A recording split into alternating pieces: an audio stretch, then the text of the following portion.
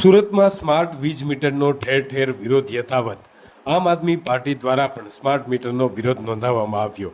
આમ આદમી પાર્ટી દ્વારા કલેક્ટર કચેરી ખાતે સ્માર્ટ વીજ મીટરનો વિરોધ દર્શાવવામાં આવ્યો। આમ આદમી પાર્ટી દ્વારા કલેક્ટરને આવેદનપત્ર આપી અને રજૂઆત પણ કરવામાં આવી। સ્માર્ટ મીટર શહેરમાંથી કાઢી જૂના મીટર લગાવવાની કરવામાં આવી માંગ। ડીજીવીસીએલ દ્વારા સ્માર્ટ મીટરનો કાઢવામાં નહીં આવશે તો લોકોને સાથે રાખીને ભારે વિરોધ કરવામાં આવશે તેવી ચીમકી પણ ઉચ્ચારવામાં આવી। સ્માર્ટ લૂંટારૂ ભાજપ સરકાર બેનર સાથે આમ આદમી પાર્ટીએ નોંધાવ્યો ભારે વિરોધ। આખા ગુજરાતની અંદર જ્યાં જ્યાં સ્માર્ટ મીટર લગાવવાની ઝુંબેશ ચાલુ છે ત્યાં હરેક જગ્યાઓ ઉપર આજે લોકો વિરોધ કરી રહ્યા છે અને આપણને ખબર છે વડોદરા અને સુરેન્દ્રનગરની હાલત આપણે જોઈ છે। ત્યાં લોકોને 15 દિવસના 4-4 હજાર આ સ્માર્ટ મીટરની અંદર બિલો આવ્યા છે। તો સામાન્ય વ્યક્તિ એટલું બધું મોટા પાયે બિલ કઈ રીતના ભરી શકે?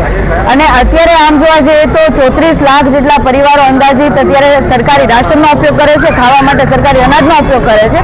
તો આટલી ગરીબીમાં જો આવી રીતના સ્માર્ટ મીટરો લગાવવામાં આવશે, 3 ગણા બિલો વસૂલવામાં આવશે તો સામાન્ય માણસ કઈ રીતના ભરી શકશે? તો આખા ગુજરાતની અંદર હરેક જગ્યા ઉપર આ વિરોધ ચાલી રહ્યો છે અને આમ આદમી પાર્ટી તમામ સામાન્ય લોકોની સાથે છે।